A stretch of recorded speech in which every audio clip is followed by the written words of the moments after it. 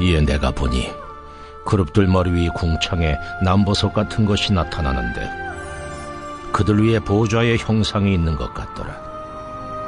하나님이 가는 베옷을 입은 사람에게 말씀하여 이르시되 너는 구름 밑에 있는 바퀴 사이로 들어가 그 속에서 숯불을 두 손에 가득히 움켜가지고 성읍 위에 흩으라 하시매 그가 내 목전에서 들어가더라.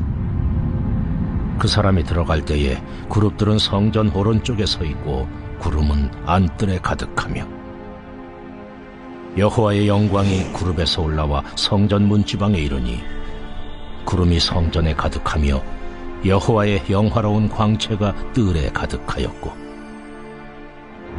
그룹들의 날개 소리는 바깥 뜰까지 들리는데 전능하신 하나님이 말씀하시는 음성 같더라. 하나님이 가는 베옷을 입은 자에게 명령하시기를 바퀴 사이 곧 그룹들 사이에서 불을 가져가라 하셨으므로 그가 들어가 바퀴 옆에 서매 그 그룹이 그룹들 사이에서 손을 내밀어 그 그룹들 사이에 있는 불을 집어 가는 베옷을 입은 자의 손에 주매 그가 받아가지고 나가는데 그룹들의 날개 밑에 사람의 손 같은 것이 나타나더라.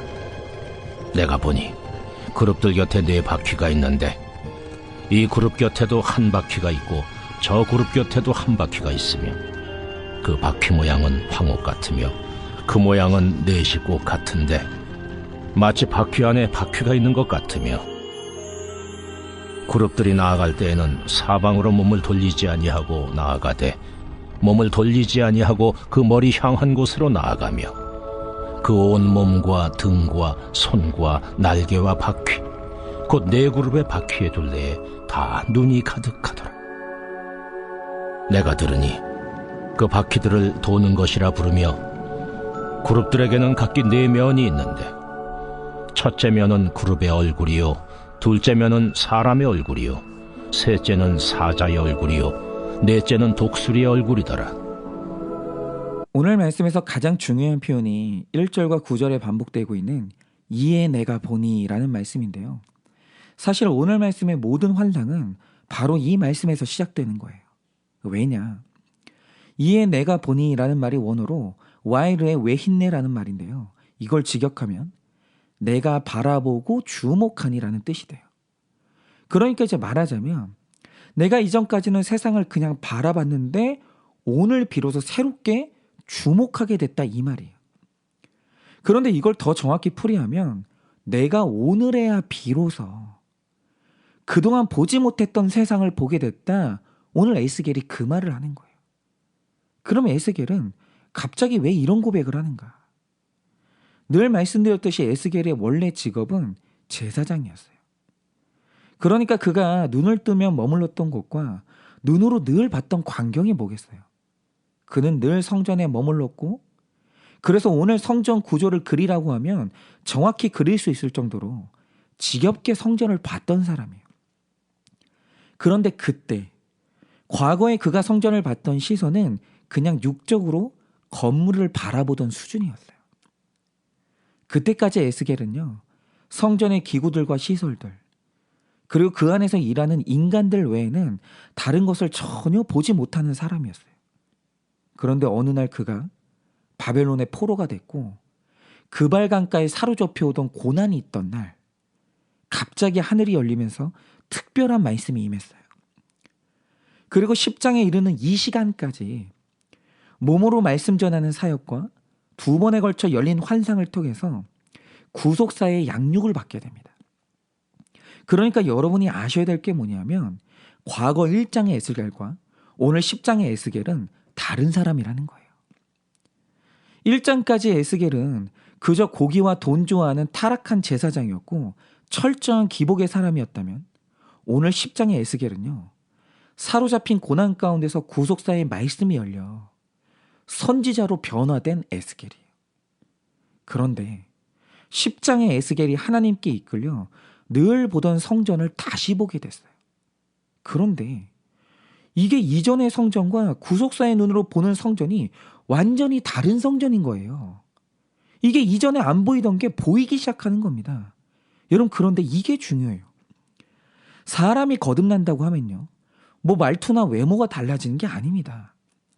거듭난다는 건 늘 보던 세상에서 주목하는 것이 달라지는 사건이고 내 눈에 안 보이던 다른 세상을 주목하게 된다는 사건이에요. 제가 얼마 전에 한 지체랑 이야기를 하다가 참 신기한 이야기를 들었는데요. 대전을 가면 카이스트라는 인류 공대가 있잖아요. 그런데 카이스트에 가끔 이 창조과학 세미나가 열릴 때가 있는데 이성과 과학이 우상인 곳에서 창조가 과학이라고 주장하는 이 현수막이 걸리는 순간 그 학교 학생들이 일제히 조롱하고 욕한다는 거예요. 그러니까 그 학교의 전반적인 분위기라는 게 창조가 과학이야 이 말을 하면 매장당하는 살벌한 분위기라는 거예요. 그런데 또 신기한 게 뭔지 아세요? 우리나라에서 창조과학이라는 분야가 처음 시작된 곳이 어디냐? 그것도 카이스트예요. 그리고 지금 우리나라에서 가장 큰 이 창조과학회가 조성된 곳이 어디냐? 그것도 카이스트가 있는 대전이에요. 그러니까 우리가 지금 똑같은 세상을 살면서 똑같은 광경을 보는데 어떤 사람은 저 하늘이 하나님이 없다는 명백한 증거되고 어떤 사람에게 하늘은 하나님이 살아계시다는 명백한 증거로 보이는 거예요. 그래서 이 창조과학을 공부한 지체가 해준 말이 뭐냐? 지성인들이면 합리적일 것 같잖아요. 그래서 이제 어느 날 창조과학을 주장하는 과학자와 무신론자가 토론을 하다가 이 알게 되는 게 뭐냐면 의외로 창조과학이 논리적이라는 사실을 알게 돼요. 그리고 꽤나 증거 수집이 잘 됐다는 사실을 그때 처음 알게 됩니다. 그러면서 창조과학회가 너무 결정적인 창조의 증거를 댈 때가 있다는 거예요. 그때 이 무신론자들이 논리에서 막다른 곳에 몰리면 어떻게 되는 줄 아세요? 끝내 하나님을 받아들이지 못하니까 황당하게도 외계인 창조설로 빠지는 사람도 있다는 거예요. 그런데 이런 충돌이 왜 일어나냐? 한 사람은 그저 육적인 눈으로 이 세상을 바라보는데 어떤 사람은 하늘이 열리면서 다른 세상을 주목하게 되기 때문이에요. 그런데 오늘 말씀의 에스겔도 마찬가지라는 겁니다. 그가 사로잡히기 전까지 봤던 세상은 어떤 세상이냐? 날마다 성전을 가는데 그 성전 어디에도 하나님이 없는 거예요. 그의 눈에는 오직 건물만 보이는데 문제는 건물만 보이니까 여러분 이 세상에 예루살렘 성전보다 큰 건물이 얼마나 많겠어요. 여러분 이집트의 피라미드가 예루살렘 성전보다 몇 배가 크겠습니까? 그리고 세계 7대 불가사의라는 이 바벨론의 공중정원이나 이 마루둑 신전은 또 예루살렘 성전보다 얼마나 크고 화려하겠어요. 그러니까 이 에스겔이 전에는 내 성전을 섬기면서 이 자기 건물에 대한 열등감을 느꼈고 그러면서 다른 신을 사모하고 나보다 더 큰 신전 섬기는 이방 제사장들을 동경하면서 타락해버린 거예요. 그런데 오늘 에스겔이 구속사의 눈으로 보게 된 성전을 다시 주목하여 보니 이 작고 초라한 성전에 남보석 같은 영광으로 둘러싸인 하나님의 보좌가 거기 있는 거예요. 공중정원에도 없고 피라미드에도 없는 그 영광이 이 작은 성전에 있는 거예요. 그리고 아무 일도 일어나지 않는 것 같은 성전을 다시 보니 바로 거기에 죄인들을 구하는 하나님의 구속사가 가열차게 진행되고 있는 거예요. 하나님의 영광이 임하다가 또 죄를 향한 하나님의 심판이 활발히 일어나고 베옷 입은 주의 종은 영광과 심판의 불을 이리저리 옮기고 있고 하나님을 보좌하는 천사들이 바쁘게 돌아다니고 있는데 이 모든 것이 구속사를 움직이는 하나님의 영광이에요. 그런데 이 영광이 어디에서 이루어지고 있냐? 이방인이 아니라 신자들 안에서 이루어지고 있고 성전 안에서 이루어지고 있는 거예요. 그런데 이 모든 게 구속사의 눈이 열려 다시 주목하니 그때서야 보이기 시작하는 거예요. 저도 구속사가 열린 요즘에 와서 다시 주목하고 생각하는 한 분이 있는데요. 제가 어릴 때 저희 교회를 섬겼던 권사님 중에 이 장수님 권사님이라는 분이 계십니다. 제가 어린 눈으로 바라봤던 그분은요. 나오미처럼 일찍 남편을 잃었던 과부였고 너무나 왜소한 분이었고 심지어 연세가 드실수록 눈이 점점 멀어져가는 그런 분이었습니다. 그러니까 제가 어릴 때 육적인 눈으로 봤던 그분은요, 하나님의 일하심이나 영광이 전혀 보이지 않는 그냥 연약한 육체였어요.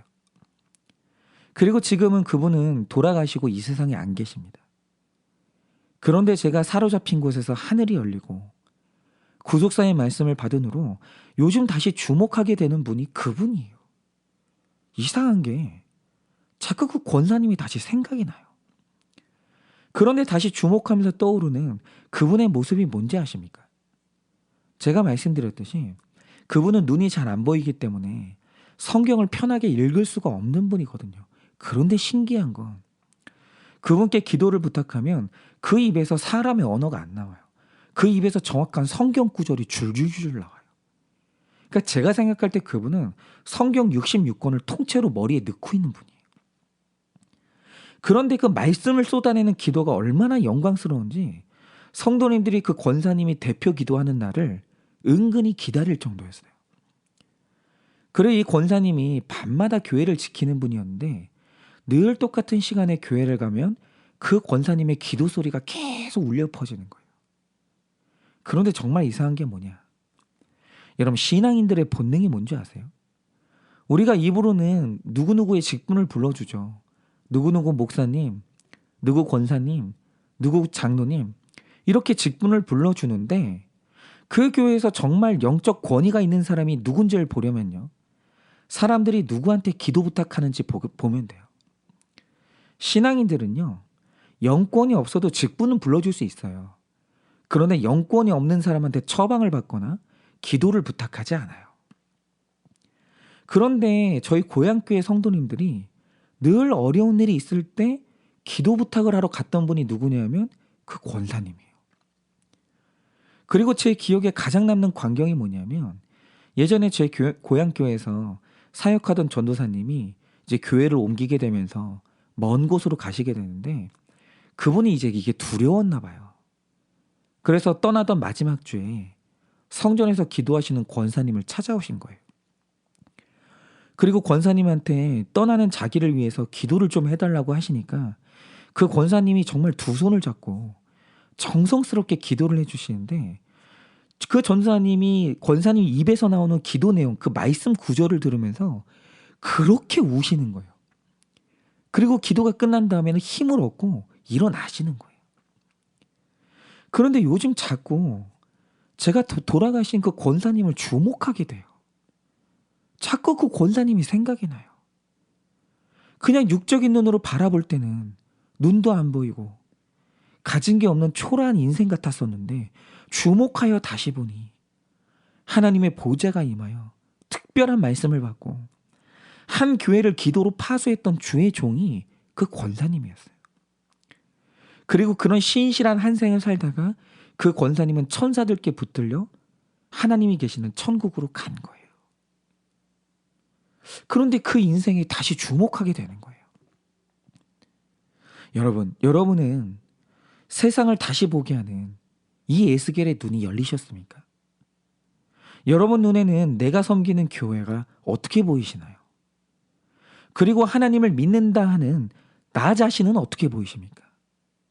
만약에 오늘 내 눈에 내 교회의 작은 크기만 보이고 아무 영광도 없는 것 같은 내 인생만 보이신다면 여러분은 아직 다시 주목하여 보게 된 에스겔의 이 영적인 눈이 안 열린 거예요. 여러분 오늘 말씀을 보니 하나님의 보좌는 이집트의 피라미드나 바벨론의 공중정원에 있는 게 아니라 훨씬 작고 초라했던 예루살렘 성전 안에 있었어요. 구속사의 중심은 바로 이 성전이었어요. 그리고 하나님의 가열찬 구속사는 이스라엘을 정복한 바벨론을 향해 움직이는 게 아니라 정복당하고 매맞는 이스라엘을 향해서 움직이고 있었어요. 오늘 바라보다 다시 주목하여 내 교회와 내 안에 임재하신 하나님의 보좌와 내 구원을 위해 일하는 천사들을 보셔야 돼요. 그 놀라운 영적인 광경을 봐야만 내 인생은 열등감과 패배감에서 다시 일어설 수 있는 거예요. 오늘 그 눈이 우리 가운데 다 열리기를 원합니다. 그리고 오늘 이 본문에서 더 중요한 게 있습니다. 우리가 오늘 말씀에 나오는 이 존재들 있죠. 영적인 존재들의 명칭이 변했다는 걸 보셔야 되는데, 자, 오늘 말씀에 나오는 존재들이 원래 1장에도 등장했었습니다. 그런데 1장에서 에스겔은 구속사가 깊지 못해서 영적인 눈이 희미하던 때였거든요. 그런데 그때 이런 눈으로 봤던 에스겔이 그들을 불렀던 명칭이 뭐였죠? 생물들이었어요. 그러니까 보기는 봤는데 정확히는 안 보이고 희미하게 보이는데, 희미한 눈으로 봤던 생물의 모습이 뭐였습니까? 나를 때리고 망하게 한 짐승의 형상이었어요. 그래서 에스겔은 그것들을 부를 때 비하하고 불확실한 의미로 이 생물들이라고 부른 거예요. 그런데 오늘 똑같은 존재를 구속사가 열린 눈으로 다시 주목하여 보니 나를 망하게 한 짐승이 사실은 내 구원을 위해서 일하는 천사였던 거예요. 그러니까 육적 눈으로 볼 때는 나를 망하게 하는 짐승인데 구속사의 눈으로 다시 보니 나를 구원하는 천사였다는 거죠. 이걸 성경은 그룹이라고 부르는데, 특별히 주목할 것은 원래 처음에 에스겔이 봤던 이 그룹들의 얼굴이 뭐였냐? 아픈 사람, 옆은 사자와 황소, 그리고 뒤가 독수리였거든요. 그런데 오늘 말씀 14절을 보면 구속사가 열려 그 얼굴을 다시 주목해 보니 이스라엘을 늘 괴롭혔던 우상의 형상이죠. 황소의 얼굴인 줄 알았던 얼굴이 그룹, 즉 천사의 얼굴이었던 거예요. 이게 뭘 의미합니까? 여러분, 우리가 창조주 하나님께 붙들린 택자인데 감히 이 사람 때문에 우리가 망할 수 있겠습니까? 여러분, 사람이 우리를 죽게 하거나 사람이 우리를 망하게 할 수 없어요. 심지어 사탄도 그건 불가능해요. 그래서 요한일서 5장 18절을 보면 무슨 기록이 있습니까? 하나님께로부터 나신 자가 그를 지키심에 악한 자가 그를 만지지도 못하느니라, 이렇게 말씀하세요. 여러분, 오늘 에스겔서가 말하는 것처럼 택자를 만지고 다룰 권한을 가진 유일한 분은 하나님 한 분밖에 없어요. 사탄도 세상도 우리를 만지지 못해요. 그래서 욥기에서 사탄도 하나님의 허락을 받지 않으면 욥을 만질 수가 없었던 거예요. 여러분, 이 구속사를 알고 택자된 나를 알면 다시 보이는 게 뭡니까? 나를 망하게 한 줄 알았던 원수가 사실은 내 구원을 이루기 위해서 하나님이 보낸 천사였고, 나를 들이받았던 황소가 사실은 내 구원을 위해 수고하는 천사였다는 사실이에요. 여러분, 감히 원수가 나를 해할 수 없어요. 황소가 나를 들이받을 수 없어요.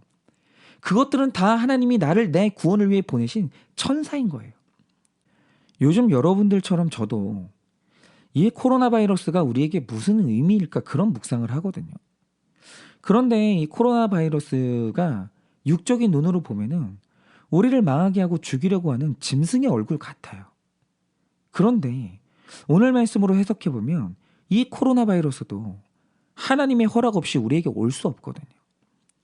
이게 분명히 우리 구속사를 이루기 위해 하나님이 보낸 천사인데 왜 왔을까? 이게 어떤 우리의 구속사를 이루고 있을까? 요즘 이 생각을 골똘히 합니다. 그런데 제가 개인적으로 최근에 보고 있는 광경이 뭔지 아십니까? 사실 이 시대에 와서 우리 교회와 사역자들이 말씀 말고 의지할 만한 게 참 많아요. 정말 좋은 건물의 시설도 있고, 세상 어디에도 없는 악기들이 있고, 음향 시설들이 있고, 매일 사람들을 찾아다니는 열심도 있었어요.